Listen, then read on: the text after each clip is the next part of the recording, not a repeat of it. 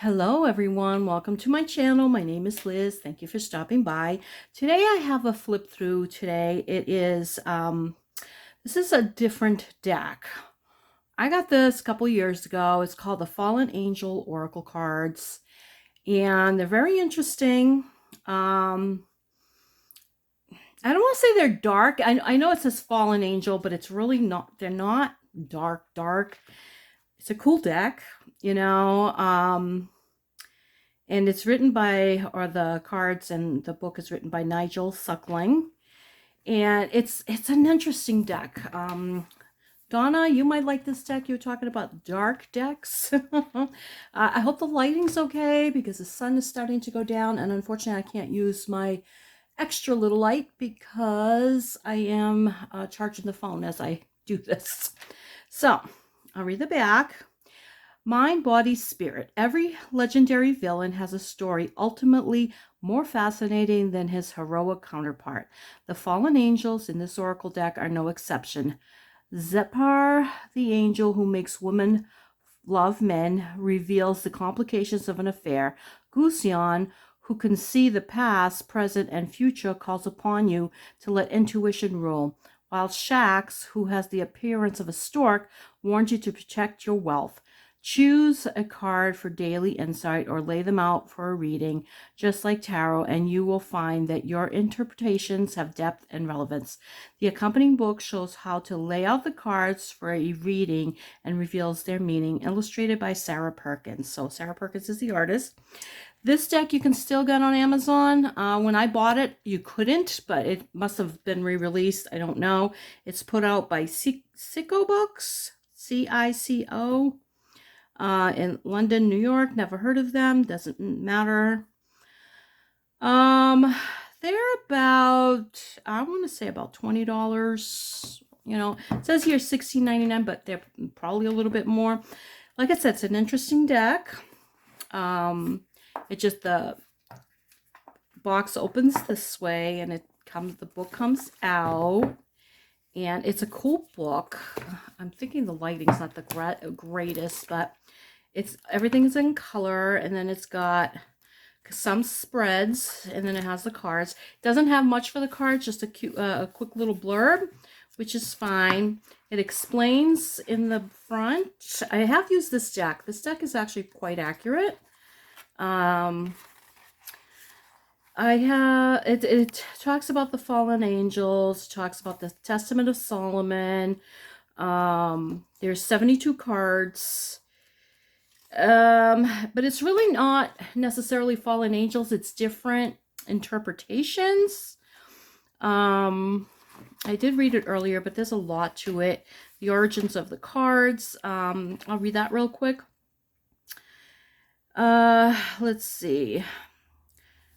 This here just says you don't have to know anything about the cards to use them, but I'll start right here. Johann Weir was an eminent doctor from the Netherlands. He had progressive ideas of his time, but as was quite common then, he also believed firmly in the reality of magic, angels, and demons. Indeed, if he had not done so, he probably would have attracted even more suspicion from the Inquisition than he actually did. He especially angered the institution by speaking on spirited defense of an accused witch on trial in Arnhem in 1548. Acting in his capacity as a town's physician, his contribution to the debate and his general humanitarian stance is commemorated today by the Johannes Weir Foundation, a human rights organization for medical workers in the Netherlands. In his youth, Weir, I'm saying it wrong, I'm sorry, was for a while a live-in student of the famous occultist Heinrich Cornelius Agrippa, from whom he seems to have acquired a lasting curiosity about mysticism and demons, although he also wrote about purely medical matters. The source material for Weir's great book on demonology came from a volume that he referred to as the Liber Officiorum Spirituum, Seu Liber Dictus Empto, Solomonis de Principalibus et Regibus Deamanorum. I can apparently I can say Latin pretty well, which translates as Book of the Offices of Spirits, or the book called Empto. Solomonis Solomonis concerning the princes and kings of demons. This text itself seems to draw on much older sources. The most influential part of Weir's great work was an appendix which came to be circulated and published separately under the title Pseudo-Monarchia Daemonum, False Kingdom of the Demons. This was essentially a list of fallen angels and their attributes, and it went on to become the foundation of several occult classics. Among them is the Goetia, or the Lesser Key of Solomon. The most famous English edition of which was translated by S.L. MacGregor Mathers of the Order of the Golden Dawn, and edited as a rather bad-tempered in a rather bad-tempered fashion by the infamous Aleister Crowley in 1904. The title of Weir's treatise sounds uncompromising enough, False Kingdoms of the Demons, but reading the text, most of these spirits don't seem to be demons at all in the commonly accepted sense. In fact, they seem to be almost the opposite. For example, his description of Buer reads, he absolutely teacheth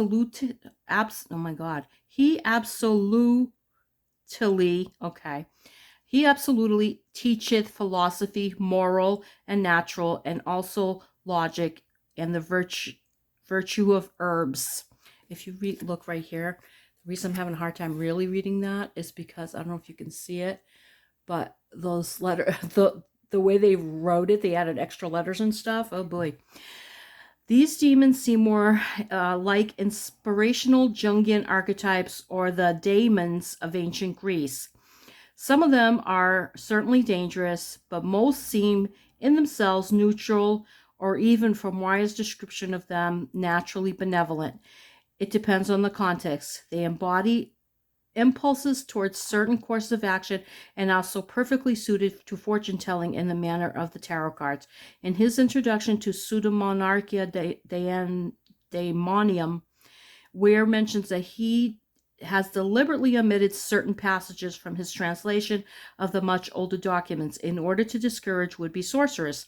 This includes Seer, Deucalion, and Adramalius, 3 of the traditional 72 demons whom Solomon is alleged to have enslaved. Luckily, they surface in MacGregor Mathers' Goetia, so we have added them here. Also, it talks about, in the beginning here, Solomon using demons and capturing them like genie to create the temple. It's only 3 or 4 pages, but it's pretty interesting, you know. Like I said, I've used this deck, and I found this deck to be quite useful in some cases, and quite accurate to what I was doing. It's pretty. It's mostly like a collage type thing. This piece comes out, but you put it right back in. It's like a collage type with pictures and stuff. So it's different. The cards themselves, I don't know if they changed it. Like I said, this is an original deck. The cards are very, very, very thin. So you have to be careful with them. I mean, they are extremely thin. That's the only complaint I have with this deck, is really the cards are thin. And each card has a code word. What do they call it here? They call it something. I think it's... Let me see. Each card has a... Oh, I'll show you after, because there's a bunch of stuff that goes with these cards. There's elements and all kinds of things. Okay, so each card has a motto, but it would... And then the message, which is just a quick little thing, it would have been fine if it would have just put it on here. I don't know if the new ones have it. That's what mine have, so that's what I have to go with. So it's kind of small enough that they could have easily put it on there, and you don't really need the book, because the book doesn't have much to add, honestly, except for the beginning. So anyway, we're going to go with, the first one is Baal, Secrecy, Agares, Number 2, Strength and Turmoil. Okay, I had to put my camera a little bit differently, so I am a little, usually I go this way, and now I'm noticing I'm going that way by mistake. Okay. Marbus 3, Discovery. I really hope that the camera, the lighting is okay. Proofless, Revolution. And a lot of it is cemetery scenes, which is fine. Some of it is just nature scenes. Some of it's just older type stuff. So I like this deck. It's very fallsy to me. Just has that feel about it. Amon 5, Vision Diplomacy. Number 6, Spirits of Nature. I'm sorry, Barbatos, Spirit of Nature. 7, Buer, Help and Healing. See, that's not a dark subject. Help and healing, that's a good thing, you know. So I know it has that sense to it because of the name, but it's really, it's a good deck, you know. Gusian, Change, number 8. And I like that there's a wolf there. See the wolf? And this is statue. I love the look of these cards. I really do. Number 9, Botis, Justice. He looks like he's fighting. 10, Bothan, Travel. 11, Person, Success. 12, Eligor, Conflict. Hold that one back. 13, Laraji, Moderation. 14, Valifor, Honesty. 15, Morax, Leadership. I like the bull there. And I haven't looked through all these cards. I mean, I looked through them, but it's been a while since I used them, so I'm seeing them again with new eyes. 16, Ipos, Caution. 17, Neighborious, Completion. 18, Glossaya Labolis, Danger. Hold that one back too. Ooh, I like this one. I like the flowers there. It's just different looking. Yeah, I like that one. That's just cool. 19, Zephyr, Seduction. 20, Billith, Upheaval. Sea Tree, 21, Celebration. 22, Pyman, Wisdom. 23, Belial, or Belial, Friendship. You see looks like a horse up there, like in the air in the sky, and this looks like ancient Greece. That's pretty cool. Pretty sure that's a horse and a chariot. That's neat. 24, Bune, Adventure. 25, Fornius, Honesty. 26, Renove, Exhaustion. 27, Rebirth, Transformation. 28, Astaroth, Misfortune. 29, Forest, Celebration. And that is Moses. That is, I think, Michelangelo's Moses. I'm pretty sure. Oops, sorry. Whack the camera. 30, Furfur, Evaluation. Furfur, I love that. That's a cool name. 31, Marcosius, Partnership. 32, Malthus, Danger. 33, Vipar, or Vepar, Illusion. 34, Sadnok, Discretion. 35, Asmodee Upheaval. I've heard of that, Asmodee. Where did I hear that? Somewhere, maybe one of the books that I read. 36, Gap Development. 37, Shack's Danger of Loss. 38, Crowcell Mystery. 39, Furcus, Take Advice. 40, Murmur, History. 41, Kime, Disputation. I really like this one with the bird there. I think it's a crow, but it's got a yellow beak, so I don't know. Do crows have yellow beaks? I don't think so. I think they're black. 42, Realm Upheaval.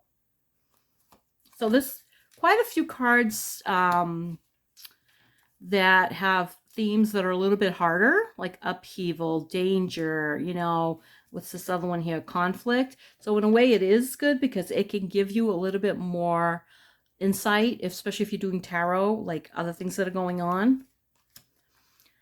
Halphus, 43, Respite. Folklore, 44, Turmoil. Vine, 45, Danger. Oh, there's a lion there, or lioness. I hadn't seen her. And this looks like an old chart. It almost looks like, which is the one that, Notre Dame, the one that burnt down? Kind of has that. And this is water here. There's a lot of stuff going on in that card. All right, so 46, Bifron's New Chapter. 47, Gamengen. 47, Confusion. Yeah, I'm a little confused on how to say it. 48, Zagan, Transformation. And that looks like a bowl. This looks like a bowl of wine or blood. I don't know. Don't know. That one says transformation. Okay, so there's, wait a minute, there's two transformations. That's different.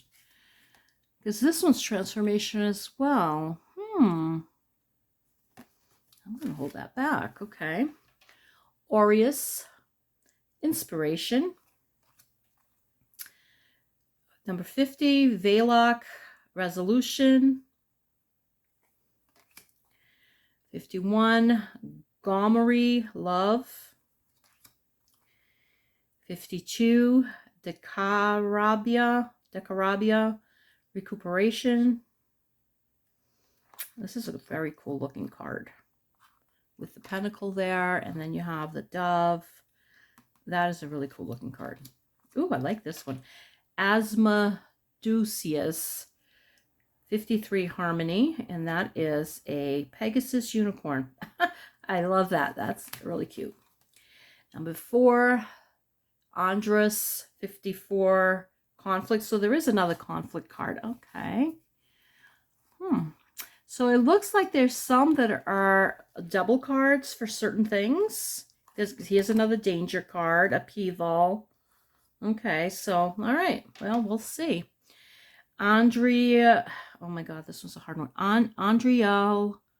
Andrialphus, 55, Persuasion. And that, I like that with the peacock back there. I love peacocks. 56, Ose, Danger. See, there is an, yeah, some of them are extra cards. I guess in a way that's good because if there's extra warning that you need, it's going to let you know. 57, Aim, Upheaval. 58, Orobus, Honesty. 59, Vapula, Command. 60, Cimmeri's, Settlement. This one's cool. 61, Avnus, Enlightenment. 62, Floros, Restraint. 63, Balam, Quiet Strength. This one is cool. It's got a bunch of stuff. It's got the hawk, And it's got it's almost like a sphinx, but it's a goat. Maybe that's just they put it together because that looks like the body of the sphinx. That's interesting. Okay, 64, Allocer, Vigilance. 65, Celios, Refreshment. 66, Vual, Harmony. 67, Hagenti, Renewal. 68, Phoenix, Rebirth. 69, Stolas, Recuperation. 70, Seer, Change, Travel. Now, these last three are the three that he said that the other guy that wrote the book that originally took them out. So these are the last three. So Seer, Change, Travel.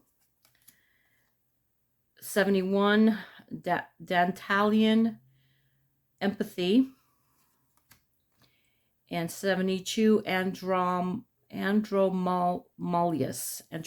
Oh my God, that one's a tough one to say. Andromalius. 72 is Deception. Okay. And this, I think that's Hercules. I think that's a statue of Hercules. I've seen that somewhere. All right, so those are your cards.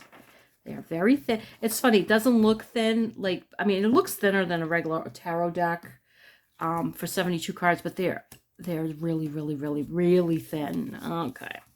And if you're careful, they'll be fine. So let's see. We have Conflict twice. We have Transformation twice. We have Seduction over here. And we have Transformation and, okay. And, all right, Danger. I know I saw another Danger card. So let's go to Eligor, number 12. All right, also, there is, I'm going to show you real quick because I said I was going to show you. For a little book, there's a lot in it. So each card has keywords. They have an element, whatever the element is, air, earth, fire, and water. And there's also planets that are ascribed to them. So it's interesting. And then there are some spreads. 3-card spread, 5-card spread, classic 10-card spread, which is the Celtic cross, and Solomon's seal. So there's a Solomon seal spread. And these are the symbols for air, earth, fire, and water. And there is a Solomon spread right there. And then there's sample interpretations, but you know, that you have to do on your own. And then the pyramid spread, but that's also I believe the horseshoe spread. I'm pretty sure. So, anyway, all right, let's start. Number 12. I'll try to make this quick. These don't have a lot, so I can do a whole bunch of them for you guys to get a gist of the cards. So, number 12, Eligor, or there's another word. I'm assuming that's the Latin word for it, abecor. I don't know. It doesn't say. It might say it somewhere, but I haven't seen it. Element is fire, planet is Venus. The message, aggression must sometimes be met with greater and more cunning aggression. So this is the conflict one. Eligor is a warrior who can appear on winged horseback bearing a lance, banner, and scepter. He is a master of strategy in war and an example of how leaders should inspire loyalty in their troops through courage and compassion and through sharing their hardships. He can also read the likely patterns of the future and adapt his plans accordingly. Eligor is the leader needed in times of war. If you cannot rise to the occasion yourself, you must seek one who can. And the card motto is conflict, which that's what it says. All right, so let's see what this other conflict one, where'd it go? Over here says. So that's number 54. There might be more conflict ones that I didn't notice. Okay, let's see. I've used the deck a few times, and honestly, I never noticed that. What number am I at? 54. Okay, so Andros. All right. Element is fire. Planet is moon. Message, strife is probably unavoidable. Arm yourself and thread and tread warily or tread lightly. Andra's totem beasts are the owl and the wolf. He often appears in dreams and visions as a winged angel with an owl's head, riding upon an enormous, ravening black wolf. He brandishes a bright, sharp sword and is a warmonger, delighting in stirring up strife and conflict wherever he goes. He is the patron of murderers and those who relish bloodshed for its own sake, not just an unfortunate occasional necessity for preventing peace and the values of civilization. So he is definitely somebody that's, or a one that's, you have to be more careful of, as far as, I wouldn't call up any of these creatures, but that's one. I mean, if he's a warmonger, we don't need any more war in the world. We're good. We're good. We don't need no more.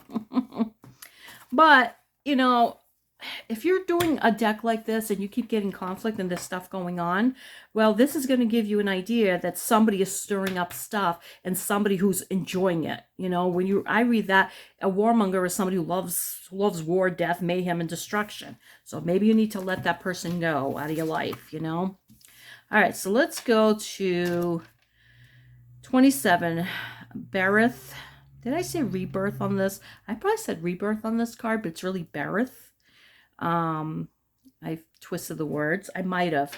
And the code word on that, not code, card motto is transformation. So let's go to 27. It's an interesting deck. It's definitely one of the most interesting one of the more interesting decks. So there's two words or two names, it looks like. Berith and Balberith. Element is Earth, planet is Venus. I'll move this over. When enchantment, the message is, when enchantment, joy, and celebration take over, remember to share your good fortune with others. Berith often appears as a beautiful huntress or a warrior on horseback. Both the horse and her robes are crimson, and she has a rosy complexion. Upon her head is a crown of gold, and she often plays a harp as she sings. Predicting the future is her psalms. In ancient times, she was worshipped as a goddess of music and divination by the people of Beirut. She's also the patron of alchemists who search for the secret of turning base metals into gold, often masked a quest for the Holy Grail. Card motto is transformation. Okay, so as it says, she was worshipped as a goddess. So we know that the Christianization and, you know, other religions, other Judeo-Christian religions have turned some ancient deities into demons and fallen angels and, you know, things like that. So, and she's not scary to me at all. She seems kind of cool. Her, I would talk to. I mean, also a lot of this is mythology. You know, you have to look at it that way. Not that there isn't energy out there, because there is. There's one in here. I forgot what it is. Somebody I follow online, they swear they saw him as a child, and they have contact with them. It's never hurt them or anything. I forget which one it is. Let me see. It's not that one. It's one of the latter ones. It's all right. So it's just you have to use discernment. I mean, I would never give this deck to a child or somebody who's not mentally capable of handling it, but, you know, to each their own. People can do whatever they want. So 48, Zagan. 48, Zagan. Element is fire, planet is sun. Message, a fundamental change is not only needed, but perfectly possible if you open your mind. The card motto is transformation. Zagan's totem beast is the bull, which links him to Morax, number 15, and the apostle Luke. Zagan was a patron of the old alchemists, possessing as he does the secrets of transmuting one material into another, base metal into gold, water into wine, blood into wine, and vice versa. So that's why it's showing that. Some legends say it was Zagan who helped Jesus perform his miracle at the wedding in Cana and inspired the similar miracle of the Last Supper. Zagan is even able to make fools wise. That's pretty cool. That's pretty cool. I know some people will probably take offense to that. I don't write the cards, and you know, I really love mythology and all that stuff, so I'm not offended by that. 19, oh, actually, this one here, okay, yeah, so let's go to Glazia Labolis. The card motto, a keyword is danger. Number 18. All right, so Glazia Labolis, and there's another word, Cacrinolos. That's it. That's as good as that's going to get. Element is fire. The planet is Mars. Message, deception, treachery. You have a dangerous enemy posing as a friend. See how I wish that was on the card. I really do, because you don't really need the book for the rest of that, but that's sometimes you do. There are people who pretend to be your friends. They're not your friends.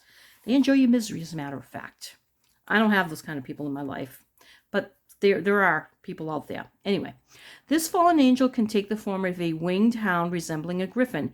He is the patron of confidence tricksters, thieves, and murderers, shielding their nefarious activities with a cloak of invisibility and true intentions with a veneer of plausible charm. He can see into the future, but only uses his talent to serve his own greedy ends or those of his acolytes. A dangerous spirit. His temptations should be resisted.